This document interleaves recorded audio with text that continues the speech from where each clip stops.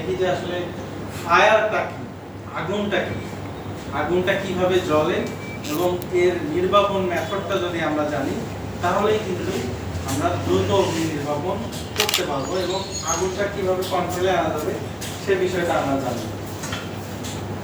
তো এর ডেফিনিশনে যদি বলি, fire is a combustion cell প্রসেসে chemical reaction involving fuel and oxidizer, typically the oxygen in the air.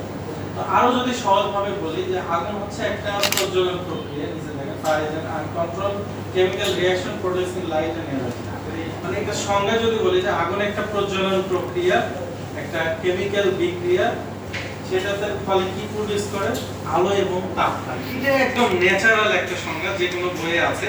আর যদি এটার ভিতরে আরো যাই, এখানে হয় এক্সোথার্মিক, এন্ডোথার্মিক, অক্সিডাইজার, ঠিক আছে, তারপরে ডিকম্পোজিশন হয়, এরপরে পারলাইসিস তৈরি হয়, দেন সেখানে কম্বাশন শুরু হয়। এগুলো আরো সায়েন্টিফিক কথা, আমরা এত দূরে যাব না, খুব সহজে চলে যাব যে আগুনটাকে যদি আমরা এলিমেন্টস গুলোকে আলাদা করে ফেলি, তাহলে আগুনের মধ্যে কি কি এলিমেন্টস গুলো পাওয়া যায়।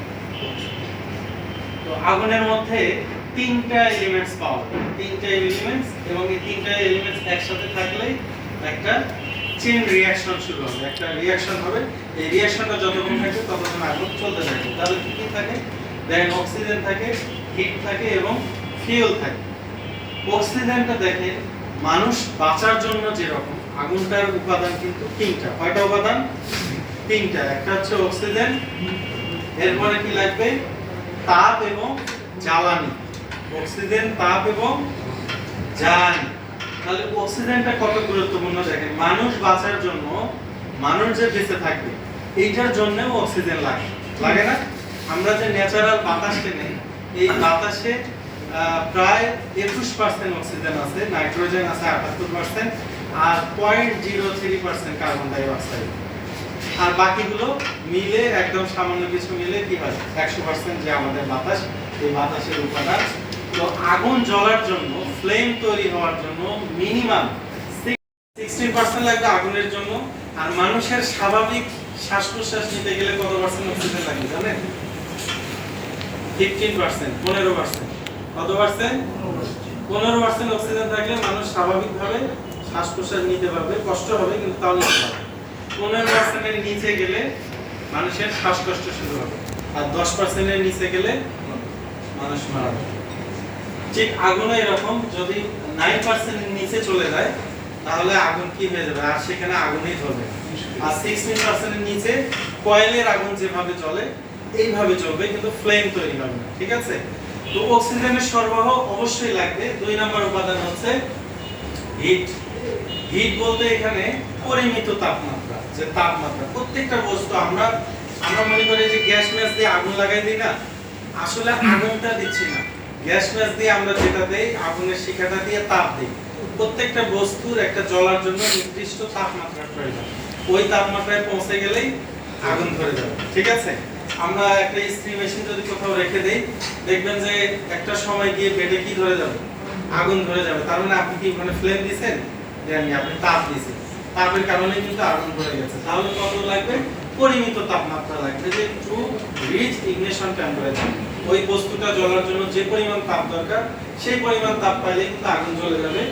আর ফিউল বলতে জ্বালানি, পৃথিবীতে যত ধরনের জ্বালানি আছে, লিকুইড, গ্যাস, সলিড, যা কিছু আছে, আমি আপনি সবাই কিন্তু এক সময় তাপ দিতে দিতে কি হবে, জ্বলা শুরু হবে। আমাদের কাপড়, আমাদের বডি, তো এই রুমটার ভিতর তো সবই আছে, তাই না? তাহলে আগুন ধরতেছে না কেন বলেন তো? তাপমাত্রা কম আছে। লজিকটা হচ্ছে এখানে এই তিনটা উপাদানই তো আছে এখানে। জ্বালানি আছে, এই যে কাগজ, আপনি আমি, যা কিছু আছে সবকিছুই তো জ্বলবে। তাহলে জ্বালানি আছে, অক্সিজেন সরবরাহ আছে, এবং পরিমিত তাপমাত্রাটা নাই, যার কারণে কি হচ্ছে না, আগুন জ্বলতেছে না। তাহলে আগুন জ্বলার জন্য লজিকটা হচ্ছে, আগুন জ্বলার জন্য কি লাগবে, এই যে তিনটা উপাদানের সমন্বয় যখন একসাথে থাকবে, যতক্ষণ একসাথে থাকবে ততক্ষণ কি হবে, আগুন জ্বলতে থাকবে। তাহলে পরিমিত তাপ, অক্সিজেন এবং ফিউয়েল, এই তিনটা জিনিস একসাথে যতক্ষণ থাকবে ততক্ষণ কি হবে, আগুন জ্বলবে। ততক্ষণ কি হবে, আগুন জ্বলবে। তাহলে আগুন নিভবে কিভাবে? আগুন নেভাটাও কিন্তু একই লজিকটা এখানে, যে তিনটা উপাদান একসাথে হলেই আগুন জ্বলবে। তাহলে আমরা বলতে পারি যে আগুন তাহলে নিভবে কিভাবে? Remove any one elements extinguish the fire. তার মানে তিনটা উপাদানের যে কোনো একটাকে যদি আপনি সরাই দিতে পারেন তাহলে কি হবে? আগুন নিভে যাবে। তাহলে আগুন জ্বলার জন্য উপাদান কয়টা? তিনটা। তিনটা উপাদানের যে কোনো একটা উপাদানকে যদি আমি সরাই দিতে পারি তাহলে কি হবে? আগুন নিভে যাবে। তাহলে লজিক এটাই, আমরা যা কিছু করি এই লজিকটার উপরেই করি। তাহলে দেখেন এই যে আগুন যে নিভাবার জন্য একটা পদ্ধতি হচ্ছে স্টারভেশন। ওই যে এলিমেন্টস গুলো যে আমরা আলাদা করব, কিভাবে করব? একটাকে বলা হচ্ছে স্টারভেশন। স্টারভেশন মানে দেখেন removal of unburn material from the fire area. অর্থাৎ এক জায়গায় ধরেন আমার দুইটা জ্বালানি, দুইটা চেয়ার আছে, এই চেয়ার, একটা চেয়ারে আগুন লাগছে। কয়টা চেয়ারে আগুন লাগছে? একটা চেয়ার। একটা চেয়ার আর তার পাশের চেয়ারটা যদি আমি সরাই ফেলি তাহলে কি হবে? ওই চেয়ারটাতে জ্বালানি শেষ হয়ে যাবে, দেন আগুন কিন্তু ওখানে নিভে যাবে। এখন এই সরানোটা আমরা দুই ভাবে করি। যদি যে বস্তুটাতে আগুন লেগেছে এটা যদি বড় হয় তাহলে তার পাশের জিনিসগুলোকে সরাই ফেলি, আর যে বস্তুটায় আগুন লেগেছে এটা যদি ছোট হয় তাহলে ওই বস্তুটাকে সরাই ফেলবো। তাহলে কিরকম করি আমরা? ধরেন আপনি সিগারেট খাচ্ছেন, অনেকে স্মোকিং করেন, করতে করতে দেখা যাচ্ছে যে বিছানায় আংটা পড়ে যায়, তখন আমরা কি করি? হাত দিয়ে কিন্তু কি করি? আংটাটাকে ফেলাই দিচ্ছি। ফেলাই দেওয়ার কারণে কিন্তু বিছানা, অর্থাৎ এই যে দাহ্য বস্তুটাই কি করলাম? আমরা সরাই ফেলে দিলাম। তার মানে কোথাও আগুন লাগলে যেগুলো এখনো পোড়া যায়নি, যে জ্বালানি আছে, ওগুলো সরাই ফেললে কি হবে? অটোমেটিক জ্বালানি শেষ হয়ে আগুন নিভে যাবে। তাহলে এইটা একটা পদ্ধতি। দুই নম্বর পদ্ধতি দেখেন smothering, cutting of supply of oxygen from the fire area. তাহলে যদি ফায়ার এরিয়া থেকে কোনোভাবে অক্সিজেন সরবরাহ বন্ধ করে দিতে পারি তাহলে কিন্তু আগুন নিভে যাবে। খুব সহজ হিসাব। আপনি একটা কনফাইন স্পেসে আছেন, এই যে আধুনিক যত ঘর বাড়িগুলো আছে এগুলো সবগুলোই কনফাইন স্পেস, মানে আবদ্ধ জায়গা। কি জায়গা? আবদ্ধ জায়গা। এখন আবদ্ধ জায়গার যদি এই কোণাতে আগুন লাগে, এই কোণায় যদি আগুন লাগে, তাহলে আমাদের প্রথম আমরা যে কাজটা করব সেটা কি করব? জানলা দরজা খুলে দেব না বন্ধ করব? কোনটা করব? আমাদের লজিকে বলতেছে খুলে দিতে হবে, কিন্তু না, লজিকটা হচ্ছে আগে আপনাকে সমস্ত জানলা দরজা কি করে দিতে হবে? বন্ধ করে দিতে হবে। কেন বন্ধ করে দেবেন? এই জায়গায় এখানে জ্বলতে জ্বলতে আপনার কি হবে? আগুনটা জ্বলতে জ্বলতে অক্সিজেন ভিতরে কিন্তু শেষ হয়ে যাবে। তখন অক্সিজেনের অভাবে কিন্তু আর আগুন দাও দাও করে জ্বলবে না, কিন্তু হিটও থাকবে, লাল হয়ে থাকবে, গরম হয়ে থাকবে। বাট সেখানে অক্সিজেন সরবরাহ না থাকার কারণে কিন্তু আগুনটা কি হবে না? দ্রুত অন্যদিকে ছড়াই যাবে না। এই সময় যদি আপনি দরজা জানালা খুলে দেন তাহলে অক্সিজেন সরবরাহ পাবে, আগুন কিন্তু দাও দাও করে জ্বলবে। ঠিক আছে? তাহলে বুদ্ধিমানের কাজ কি? কনফাইন স্পেস হলে বন্ধ করে দেওয়া দরজা জানালা, তাহলে আগুনটা ওই জায়গাতে বন্দী হয়ে থাকবে। ঠিক আছে? পরের স্টেপগুলো পরের দিকে হবে। তো আমরা এটার প্র্যাকটিক্যাল আরো আমরা ধরেন এই যে চুলায় আগুন লাগছে, সেই চুলাটা যদি ঢেকে দিতে পারি কোনো কিছু দিয়ে তাহলে আগুনটা নিভে যাবে। আমাদের ভয় পাওয়ার কোনো কিছু নাই। এই যে পাতিলে আগুন লাগছে, আপনি ঢেকে দেন। আমরা ছোটবেলায় প্র্যাকটিক্যাল করতাম, গ্লাসের ভিতরে মম রেখে উপরে হাত দিলে কিছুক্ষণ পরে কি হয়ে যায়? আগুনটা নিভে যায়। তার মানে অক্সিজেন ভিতরে শেষ হয়ে গেছে, আগুন নিভে গেছে। এরপরে দেখেন removal of heat from the burning material or fire area. যে কোনো ভাবে আপনি যদি শুধু হিটটা কমাই দিতে পারেন তাহলে কিন্তু আগুন নিভে যাবে।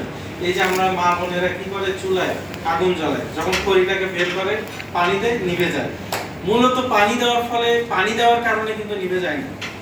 পানিটা দিয়ে এখানে কি লজিকটা কাজ করেছে? পানির কিন্তু চারটা বৈশিষ্ট্য আছে। ঠিক আছে? সে কি করে? থার্মাল ক্যাপাসিটি, পানি কি করে? তাপ অ্যাবজর্ব করে নেয়।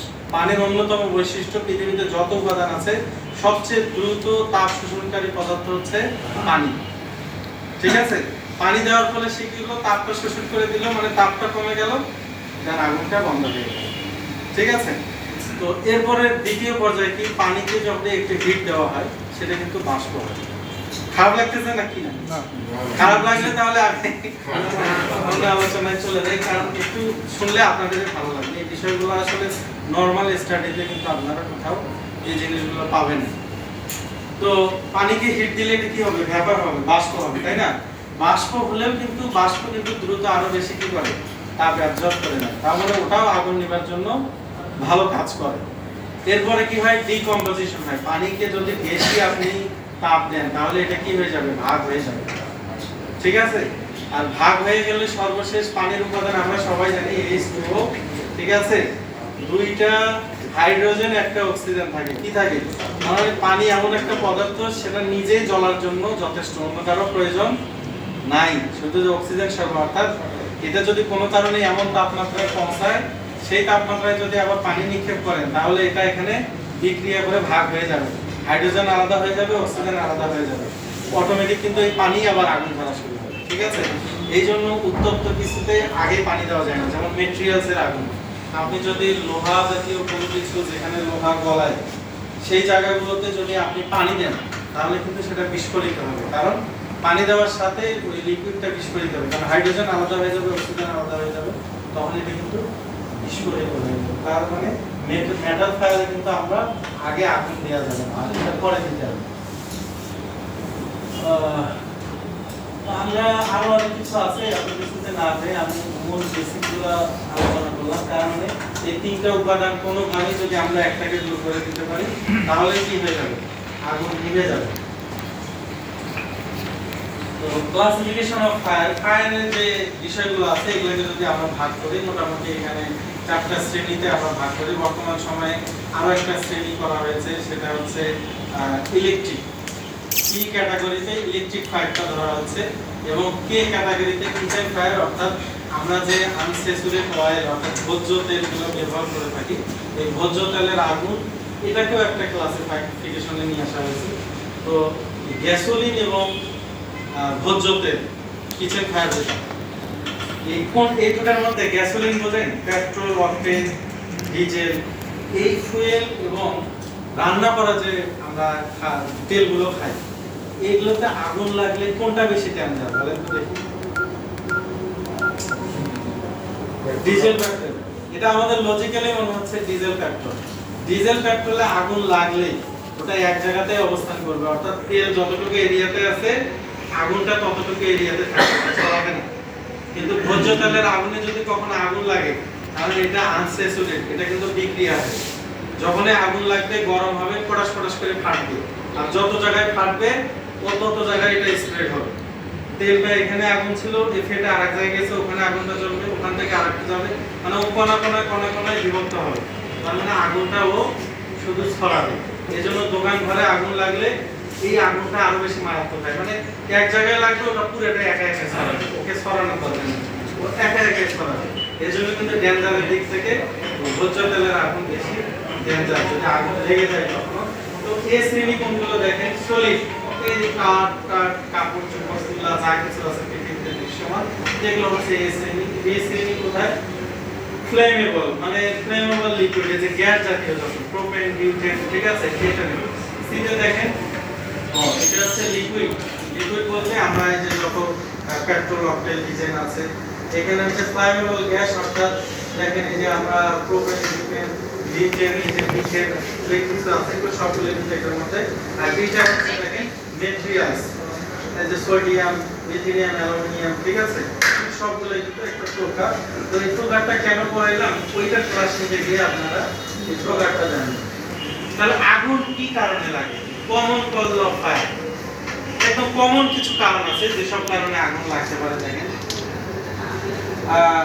ইলেকট্রিক ডিস্টারবেন্স, আপনার এই যে ইলেকট্রিক ফায়ার, শর্ট সার্কিটের মাধ্যমে যে ফায়ারগুলো হয়ে থাকে, স্মোকিং, এটার কারণে কিন্তু প্রচুর ফায়ার হয়ে থাকে। কুকিং, রান্নাঘর থেকে ফায়ার হয়, এবং এই যে নেকেড ল্যাম্প, আমরা বিভিন্ন খোলাবাতির যে ব্যবহার আছে সেখান থেকে, এবং প্লেইং উইথ ফায়ার, আগুন দিয়ে যে আমরা খেলা করি বিভিন্ন ফার্নিচারের সাবিদারি, যে আমরা ইন্ডিয়াতে প্রচুর হয় ওই যে আতশবাজি ওরা যে কাজগুলো করে। তো এখানে আরো কিছু আছে দেখেন, এগুলো এখানে বলা হচ্ছে যে ওপেন ফায়ার ওয়েলিং, অর্থাৎ আগুন লাগার যত ধরনের কারণ আছে আপনাদেরকে বলতে বললো আমার চেয়ে আরো বেশি বলতে পারবেন, এখানে কিছু জাস্ট দেখা হয়েছে। তাহলে প্রিভেনশন মেজারটা কি রকম, অগ্নি প্রতিরোধ, আপনার আগুন যাতে না লাগে তাহলে কি করা যাবে? যেসব কারণে আগুন লাগে ওইসব কারণ যদি না করেন তাহলে আগুন লাগবে না, তাই না? সেই কথাগুলো আবার এখানে বলতেছে যে use safe and high qualities of electrical appliance. অবশ্যই ইলেকট্রিক যে জিনিসগুলো লাগাবেন এগুলো ভালো কোয়ালিটির লাগাইতে হবে। শর্ট সার্কিট তো খারাপের কারণেই হয়, তাই না? Switch off burner after cooking, মানে যে দেখেন আপনারা আমরা যে রান্না করি, রান্নার পরে সেই বার্নারটা বন্ধ করে রাখতে হবে। কি fire out in reach of children, চিলড্রেনের কাছ থেকে দূরে রাখতে হবে। মূল ব্যাপার হচ্ছে যেসব কারণে আগুন লাগে সেই সব কারণ যদি আপনি না করেন তাহলে কি হবে, আগুন লাগবে না। তো আমরা আরো পরে বিষয়গুলোতে যাই, সবগুলো একেবারে বললাম না। ইলেকট্রিক ফায়ারের ব্যাপারে অনেক কথা আছে। তো দেখেন যে if A fire occur in your high-rise building, যদি হাই-রাইজ বিল্ডিং এ আগুন লাগে সেক্ষেত্রে আসলে কি ধরনের ঘটনাগুলো ঘটে। দেখেন এখানে 3 তলায় একটা আগুন লেগেছে। এই আগুনটা কোন দিক দিয়ে উপরে ওঠে? আসলে আগুন কিন্তু একটা হচ্ছে সিঁড়ি দিয়ে উপরে উঠবে, সিঁড়ি একটা মাধ্যম। আরেকটা কি, আগুনটা ওভারফ্লো হয়ে অর্থাৎ বাইরে ফায়ার টং বের হয়ে আবার পরের যে ফ্লোরটা আছে সেই পরের ফ্লোরে আবার সে অ্যাটাক করবে, সেটা এখানে বোঝানো হচ্ছে। যদি এগুলো আবার পজিটিভ প্রেসার দেওয়া থাকে তাহলে কিন্তু সেটা হবে না। আপনাদের স্মরণ রাখা উচিত your safety is your responsibility. নিরাপত্তার যে বিষয়টা এটা কিন্তু আপনার দায়িত্ব, সম্পদ আপনার, এর দায়িত্ব, একে রক্ষা করার দায়িত্বটাও আপনার। এটা কিন্তু আমি রক্ষা করে দেব না, আপনাকেই রক্ষা করতে হবে। ইউজ ইওর সেন্স, অর্থাৎ আপনারা আগেই যদি আগুন লাগার সাথে দেখার সাথে আগে তাড়াহুড়ো দৌড়ঝাঁপ করে বাইরে বের হন তাহলে কিন্তু সমস্যা। আপনাকে একটু আপনার সেন্সটাকে কাজে লাগাতে হবে। You can increase your chance to surviving the fire by being prepared and doing the right thing in emergency. মানে আপনি যদি সঠিক জিনিসটা করতে পারেন তাহলে কিন্তু আপনার আগুনটা দ্রুত, যে আমরা বললাম 1 থেকে 30 মিনিট, মানে 30 সেকেন্ড থেকে 1 মিনিটের একটা আগুন, অর্থাৎ 1 থেকে 1.5 মিনিটের একটা আগুনকে কিন্তু এক বালতি পানি দিয়ে নির্বাপন করা সম্ভব। কিন্তু 1.5 মিনিটের অধিক একটা আগুনকে ট্রাকে পানি দিয়েও নির্বাপন করা সম্ভব না। আমরা যেটা বাস্তব প্রমাণ দেখে না, প্রায় 1.5 মিনিট পর্যন্ত আগুনটা কিন্তু একটা কোণাতেই ছিল। আপনি যদি ওখানে একটু ইফেক্টিভ ভাবে এক্সটিংগুইশার কিংবা 1-2 বালতি পানি দিতে পারতেন তাহলে কিন্তু আগুনটা নিভে যাবে। কিন্তু যখন এটা 1.5 মিনিট ওভার হয়ে গেছে, এটাতে কিন্তু ট্রাকে পানি দিলেও কি হবে না, নির্বাপন হবে না। আমরা সবার ঘুম চলে আসতেছে, বিরক্ত লাগতেছে নাকি? হ্যাঁ, একটু মনোযোগ দিলে ভালো লাগার কথা। আমি দ্রুত যাচ্ছি কারণ দ্রুত সময় অনেক কথা বলতেছি, তো এই জন্য ভালো লাগতেছে। তো একই কথা এক্সিট পয়েন্ট, আপনার এক্সিট পয়েন্ট কিন্তু আগে থেকে আপনাকে করতে হবে। যে কিছুদিন আগে যে অগ্নিকাণ্ডটা ঘটলো, কোন জায়গায় যেন এটা ঘটলো, ওই যে একটা রেস্টুরেন্টে, এই রেস্টুরেন্টে যে ঘটনাটা ঘটলো, ম্যাক্সিমাম লোক বের হতে পারেনি শুধু দরজাটা না খোলার কারণে। কারণ ধোঁয়াতে আচ্ছাদিত হয়ে গেছে, দরজা কোন পাশে এটা আর খুঁজে পায়নি। ঠিক আছে, এটা তো অন্ধকার হয়ে যায় তখন। সেটা যদি এক্সিট সাইনটা যদি আলোকিত থাকতো, কোনো কিছু দেওয়া থাকতো, তাহলে কিন্তু এক্সিট পয়েন্টটা তারা দ্রুত খুঁজে পেত এবং তারা সেখান থেকে বের হয়ে আসতে পারত। আর সিঁড়িটাতেই তো আগুন লেগে গেছে, যার কারণে এই সিঁড়িতেও তারা কি হতে পারেনি, বের হয়ে আসতে পারেনি। অ্যালার্মিং ব্যবস্থা, আপনাদের মূল যেটা ইভাকুয়েশন প্ল্যান, একটা বিল্ডিং তৈরি করলে অবশ্যই সেটা ইভাকুয়েশন অর্থাৎ বের হওয়ার প্ল্যানিং থাকতে হবে, যেটাতে মিনিমাম 50 জন অকুপেন্সি, অর্থাৎ যে ফ্লোরটা, যে ভবনটা মিনিমাম 50 জন ব্যবহার করবে এমন ফ্লোরের অবশ্যই 2টা এক্সিট পয়েন্ট থাকতে হবে। কয়টা থাকতে হবে? 2টা। আপনারা এটা সারা দিনে করে কতজন অবস্থান করেন? এখানে তো প্রায় 40 জনের মতো আছে। আর যদি কাস্টমার আসে সেক্ষেত্রে 50 জনের উপরে, তাহলে 50 জনের উপরে থাকলে একটা ভবনে 2টা এক্সিট পয়েন্ট থাকতে হবে। এই ফ্লোরটাতে কয়টা এক্সিট পয়েন্ট আছে?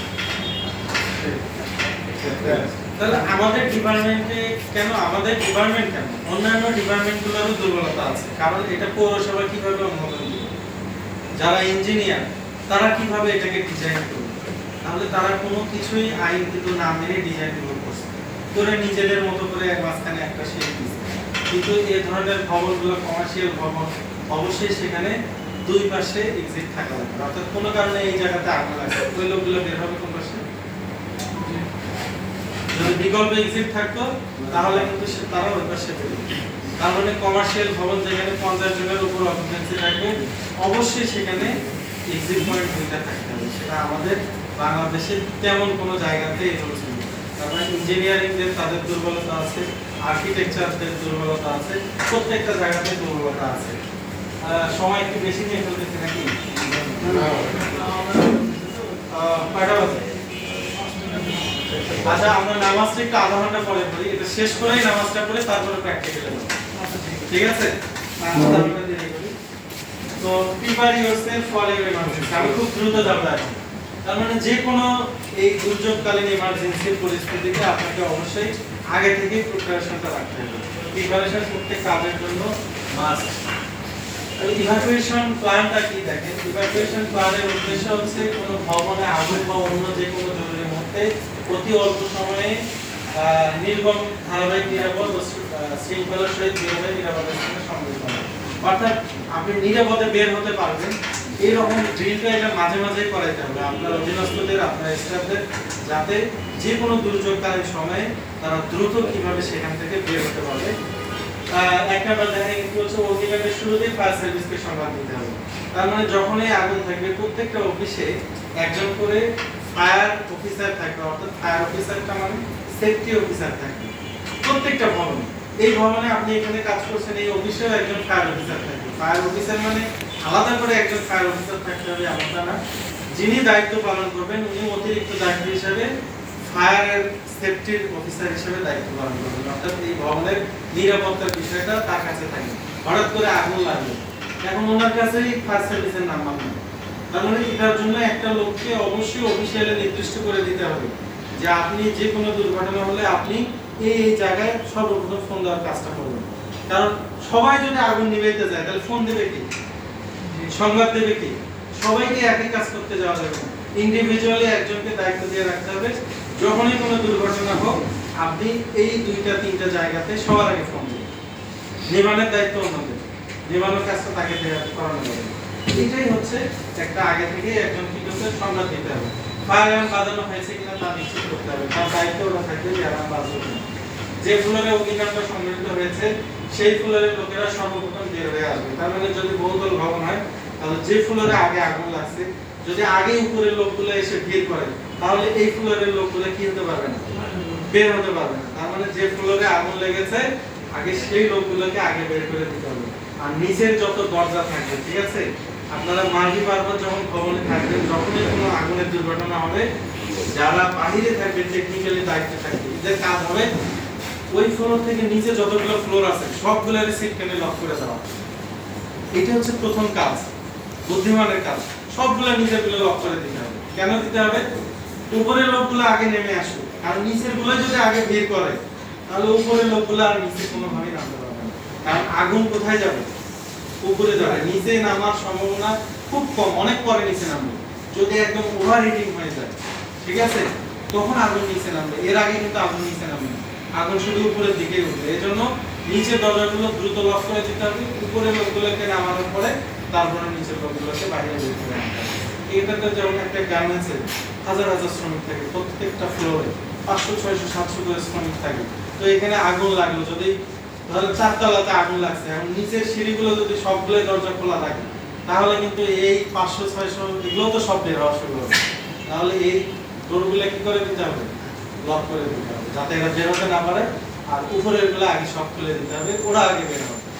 এটাই হচ্ছে ইভাকুয়েশন। এগুলো কিন্তু আমরা যখন বড় বড় ইন্ডাস্ট্রিতে যাই তাদেরকে এই ড্রিলগুলো করানো হয়। দুর্ঘটনায় আগুন লাগছে সবাইকে একসাথে বের হতে বলা হয়, কিন্তু একসাথে বের হতে দেওয়া হয় না, ঠিক আছে? এটাই প্র্যাকটিস।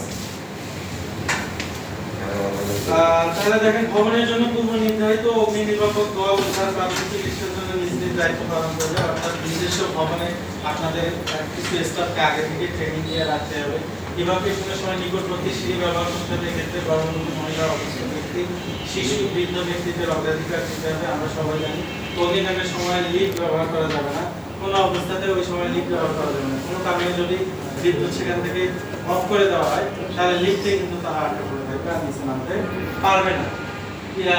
ইভাকুয়েশনের সময় অযথা দৌড়াদৌড়ি চিন্তা করা যাবে না। ব্যক্তিগত মূল্যবান জিনিসপত্র সরবরাহের জন্য সময় নষ্ট করা যাবে না। ইভাকুয়েশনের শেষ পর্যায়ে অ্যাসেম্বলি পয়েন্ট সমবেত হতে হবে। মাস্টারিং করে অনুপস্থিত ব্যক্তির সংখ্যা নিশ্চিত করতে হবে। যদি এরকম বহুতল ভবন হয় সেক্ষেত্রে অবশ্যই কতগুলো লোক আছে, কতগুলো বের হলো, তাদেরকে একটা কাউন্টিং এর ভিতর নিয়ে আসতে হবে, কতগুলো লোক মিসিং আছে। এখন দেখা যাচ্ছে যে এই ভবনে আগুন লাগছে কিন্তু ওই ফ্লোরটাতে একটা লোকও নেই, এখন ফায়ার সার্ভিস এসে ভরে গেছে, সবাই খালি বলতেছে লোক আছে উদ্ধারে যান, যেখানে একটা লোকও নাই সেখানে আমরা যদি আগে ভিতরে ঢুকি তাহলে আমাদের সমস্যা হবে না, যেটাতে নাই। এই জন্য আসলে এক্স্যাক্টলি এই জন্য কাউন্টিংটা জরুরি যে কতগুলো লোক মিসিং আছে, তারপরে আমাদের অ্যাকশনটা হবে। আর যে ইউজ অলওয়েজ স্টেয়ারস, তারপরে আপনাদের সব সময় সিঁড়ি ব্যবহার করতে হবে, ঠিক আছে? লিফট কখনোই ব্যবহার করা যাবে না। আগুন লাগলে কি করবেন, what to do in case of fire. যদি আগুন লাগে প্রথম আপনাদের কাজটা কিভাবে লাগে এখানে দেওয়া হচ্ছে যে প্রথম কাজটা আপনার ইভাকুয়েট প্রিমিস, অর্থাৎ আপনাদের যে এটাতে যারা অকুপেন্সি আছে তাদের সবাইকে বের করে আনতে হবে। দেখেন বউ বাচ্চা যারা আছে এটাতে যারা বসবাস করে সবাইকে বের করতে হবে, দেন ডোর লক করে দিতে হবে। যেহেতু কনফারেন্স স্পেস যদি হয় তাহলে দরজা কি করে দেবেন, বন্ধ করে দেবেন। এরপরে অবশ্যই কি করতে হবে, সংবাদ দিতে হবে। সংবাদ দেওয়ার যে মাধ্যমগুলো আছে এখানে 999, এখানে আমি নীলফামারীর ফায়ার সার্ভিসের নাম্বারটা দিয়েছি, ঠিক আছে, একদম এই স্টেশনের নাম্বারটা। এরপরে আপনার কাছে যদি অপশন থাকে অগ্নি নির্বাপনে, তাহলে আপনি কি করবেন, অগ্নি নির্বাপনের চেষ্টা করবেন, দেখবেন অগ্নি নির্বাপনের কাজ।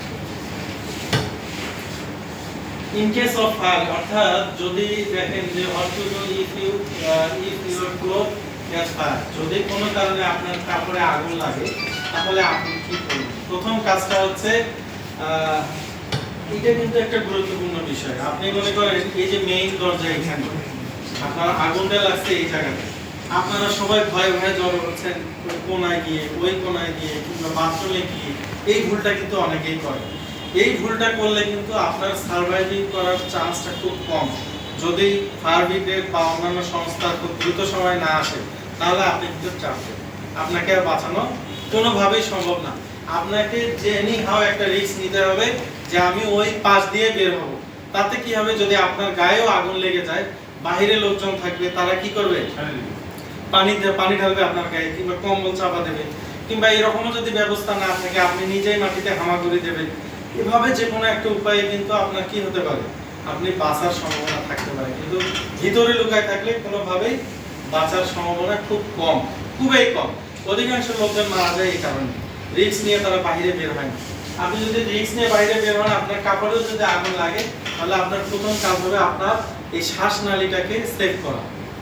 হাতটা এরকম নাকের উপর দিতে হবে, কারণ হচ্ছে যাতে শ্বাসনালীটা কি হয়, সেভ হয়, পুড়ে না যায়। আপনার পুরো বডি মানে সুপারফিশিয়াল উপরে যে নরমাল যে থিকনেস আছে এটা পুড়ে গেছে, কিন্তু আপনার শ্বাসনালী পুড়ে যায়নি, আপনাকে বাঁচানো যাবে। আপনার সব ঠিক আছে কিন্তু শ্বাসনালী পুড়ে গেছে, আপনাকে আর বাঁচানো যাবে না। আপনার এই হাতটা সার্কেলে পুড়ে গেছে, আপনাকে বাঁচানো যাবে, কেটে ফেলে বাঁচানো যাবে।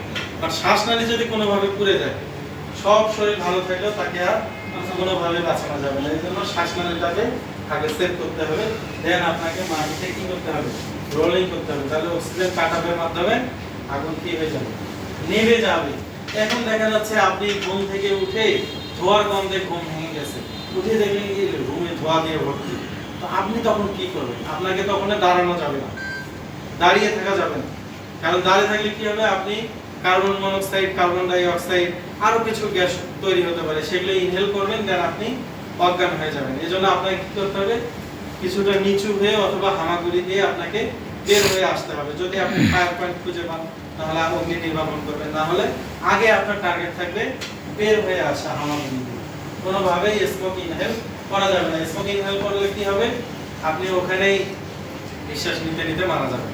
ওই যে অনেকেই আছে, এক ভদ্রলোক ওই যে এফআর টাওয়ারে যখন আগুন লাগছিল, চেয়ারের উপর বসে তার ওয়াইফের সাথে কথা বলতেছিল, কারণ সে অসুস্থ, বেরোতে পারতেছে না। কথা বলতে বলতে এক সময় কথা বন্ধ হয়ে গেছে। তার মানে সে কি হয়েছে, সে যদি শুয়েও থাকতো তার সার্ভাইভিং করা যায় নাকি, কোনো কিছুই হয় না। লোকটা চেয়ারে বসে মারা গেছে। তার মারা যাওয়ার কারণ হচ্ছে ওই যে কার্বন মনোক্সাইড তৈরি হয়েছে, সেটা ইনহেল করতে, যেন অজ্ঞান হয়ে অক্সিজেন স্বল্পতার কারণে সে মারা গেছে। মূল ফ্যাক্টটা এখানে। এরপরে হচ্ছে আপনার ফায়ার এক্সটিংগুইশ বা ফায়ার ড্রিল, কিভাবে আপনি অগ্নি নির্বাপন করবেন। আমরা একদম লাস্ট স্টেজে আরেকটা ভিডিও দেখি, সেখানে চলে একদম সংক্ষিপ্ত করে শেষ করে দিচ্ছি।